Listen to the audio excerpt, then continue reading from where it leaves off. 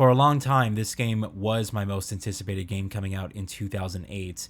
In fact, I think if you check out my earliest videos, I probably mentioned this one a few times, but around this game's launch, it was one of the busiest and best release schedules we've seen in gaming for a long time. I mean, consider this. You had the original Dead Space, Far Cry 2, Fallout 3, and Midnight Club all releasing in the same month. It was just absolutely insane, and what a time it was to be gaming during those days. Today, I'm sharing my thoughts on Far Cry 2, a very polarizing game for the series, and after Ubisoft acquired the rights to the franchise, they were trying something completely different from the original, and as history has shown us, this was a divisive release that some people loved and others didn't care for. I think for me, I probably would be in the camp of those who liked this game, although it is incredibly flawed. I think the best way that I could describe this experience is that it's a jack of all trades, but a master of none. To be honest, I think even that sentiment applies to many Ubisoft games today, although to varying degrees of quality. But let me break down my experience playing Far Cry 2 for the third time again. However, only just completing it on this third run for the first time. Yeah, despite me actually playing this game back around launch and then trying it again years later once I built my gaming PC, I never actually completed this game. I got very close though, and on my second run via the PC version, I got to the very end. When I went to go and finish the game though, my save file ended up getting completely corrupted, and I lost all my progress. I was right at the end too, man. I mean, imagine how frustrated you'd be after playing this for 20 hours, working your way up to the very end, and then all of a sudden the game just takes a crap on your save file. Ugh, I was so mad. So Far Cry 2 is an open-world survival game that thrusts you into the African continent, which is currently undergoing heavy siege and civil war. You are a government spy or someone, I guess, it's not really clear, who's been sent in to find and dispatch a gun smuggler who's gone AWOL, codenamed the Jackal. Upon immediate entry into this game, you find yourself infected with malaria, and you spend your time in the game having to deal with getting imported medication as well as tracking down your target at the same time. I mean, it's all pretty generic. The story itself is not really the strong point of this game. I mean, the characters in particular aren't that well developed, and you have only stories to go on for how terrible of a person the Jackal is. And you end up having to work with these different political factions, all trying to fight for control over the continent itself. And you actually have some agency here in deciding who gets into power, who gets killed.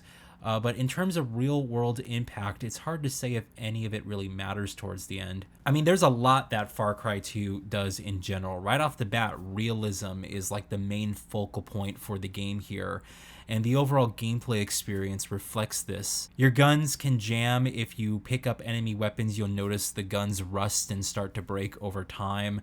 You can, of course, purchase brand new weapons in the game, but these too will also deteriorate if you do not keep your stock updated in between missions. You also have vehicles which you need to drive from one end of the map to the other. There is a fast travel system in this game, but it's done via bus stations. So you have to drive to a specific point on the map, and you can only fast travel to certain, other bus stations, so certain other locations.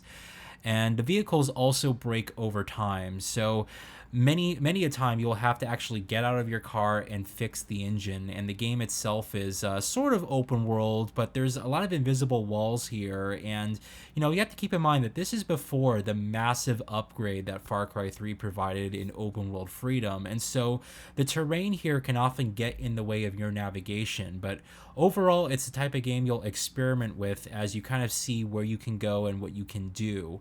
Now, a big staple on the game is the idea that you can approach your missions in various ways. However, I want to make this clear, there is no stealth system in the game. Enemies can spot you from afar, and even if you sneak up on someone with your machete and silently take them down, everyone in the base will know exactly where you are. You get silenced weapons later on in the game, and those do help you, take out a few enemies, but I found that unless you were really miles away from an encampment, sniping your way into a fortress, most of the time the enemies will always know your location the moment anyone gets killed. And while it is possible for them to lose sight of you, it's more or less just an opportunity for you to flank them by, circling around and then opening fire again. For me, this gameplay experience overall is a mixed bag. The gunplay itself is very stiff, and I think the guns are purposely made inaccurate, so you have to sort of fire in bursts to hit your enemies effectively. But, you look at all the systems in play here, and it's incredibly impressive, just the amount of great granularity to the gameplay there is. Like, all the different systems in place. And I didn't even mention this, but the environment plays a huge role in mixing up the gunfights. You can use flamethrowers to just set the jungles ablaze, and this creates tension within the gameplay moments. Overall, it's just one of those games that doesn't necessarily feel that good to play, but is quite remarkable with everything that it does. And I think some people will be able to recognize that and find the joy in it, while others are just going to, find it way too distracting and not that much appealing. So let's pivot and take a look at the Far Cry 2 box art on Xbox 360. This cover art kind of reminds me of the Grand Theft Auto series, with the multiple different screenshots kind of layered out in like a collage. So I don't know. I think they're kind of going for that kind of similar style. But there's a look at the spine, and on the back it says "Play it your way" with a bunch of different screenshots. It talks about multiplayer as well, which I didn't have a chance to play out. I don't think the servers are online, but I think you can still play it on PC if you have that version. So pretty interesting there. Now inside, it's pretty simplistic, although that's not to say it's a bad thing. We get a nice clean copy of the game disc here with some different cover arts on there, so that's pretty nice. And the manual itself is okay. It's black and white, unfortunately, but, there's a decent number of pages, and it does go into controls and, the game screen, all the different elements, and there's a look at the characters and stuff. So, it's pretty simplistic in its style, but it at least gives you some information to go on, and, just one of those things that are kind of nice to have. There's a brief look at multiplayer and stuff like that. So yeah, not all bad on that front. And then on the back we have an ad for the Prince of Persia reboot, which I already played and we'll be talking about in a separate reminiscing video later. So cool look at the Far Cry 2 box art. Now, as we touch on visuals, it is important to note that for my third playthrough here, I decided to go with the original Xbox 360 version, or rather, I decided to return to the original Xbox 360 version.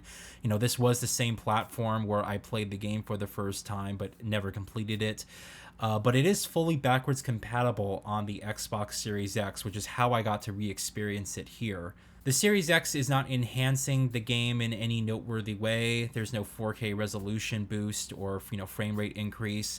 And that being said, any dips or issues with the performance have just been ironed out thanks to the increased power on that platform. Overall, I must say that this game was a technical marvel for the generation. I remember seeing it on my console for the first time and just being completely floored at just how incredible the visuals were. And I think even today, this game stands strong due to a very different location compared to other games. Africa here, it's just fully realized with incredible detail. The plants and the fauna have realistic physics to them as well. They sway as you kind of move through them and even blow in the wind. And you can sort of fire your gun next to them, and the velocity of the bullet even triggers physics in the surrounding plants.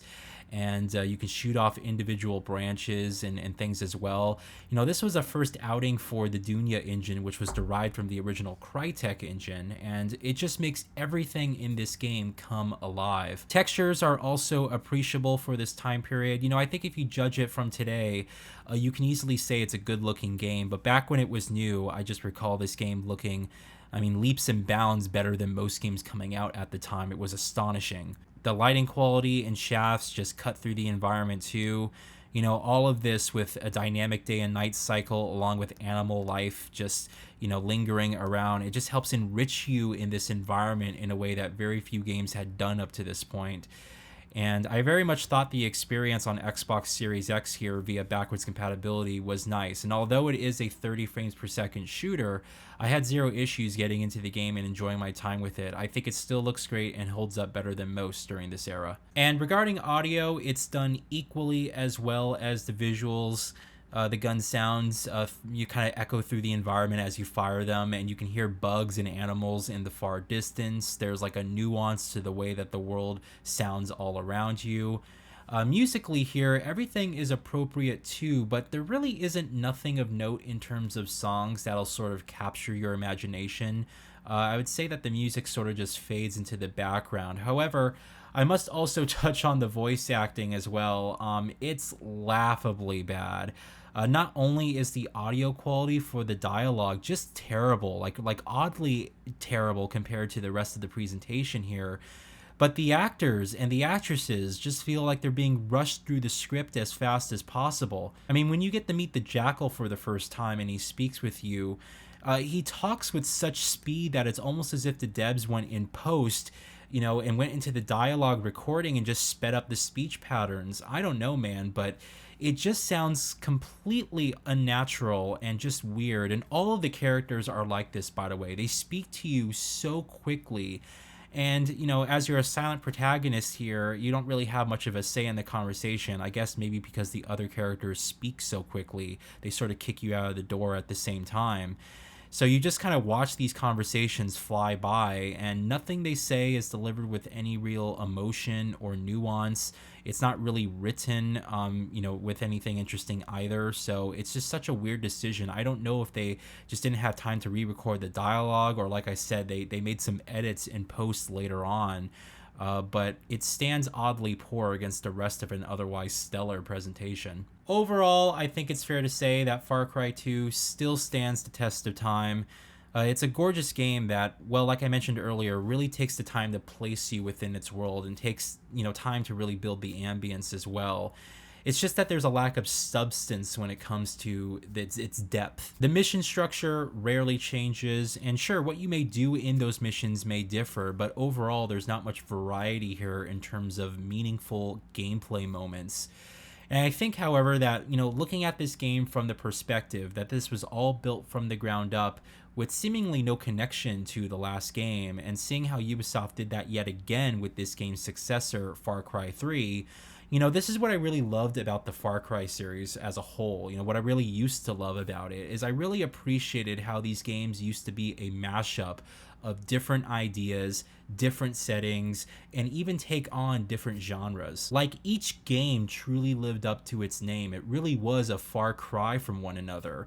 But you can really see that Ubisoft saw the dollar signs with the massive amount of success that Far Cry 3 had.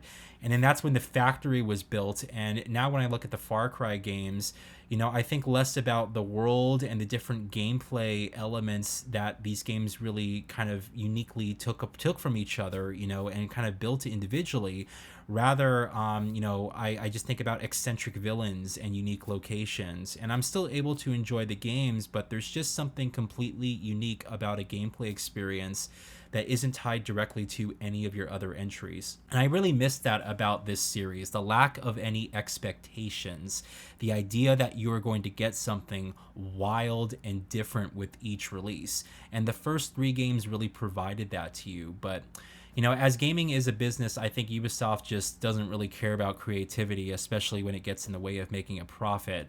And so, the risks sort of outweighed the reward there. And it's also a bit sad because now we have Far Cry games with this stigma, very similar to the Assassin's Creed franchise, that it's just sort of the same thing with a different coat of paint. I'm not sure, man. I really recognize that that is missing with these new games today, especially having gone back to this one. It's like, even though it doesn't get everything right, you can tell that they try. They really try to do something unique and different, and you gotta give it some respect for that. Anyways, let me know what you guys think if you played Far Cry 2. It was a very polarizing release, so I expect half the comments to say, I love this game, and the other half to say they hate this game, but I'll leave it at that. Thanks everyone for watching, and have a great day.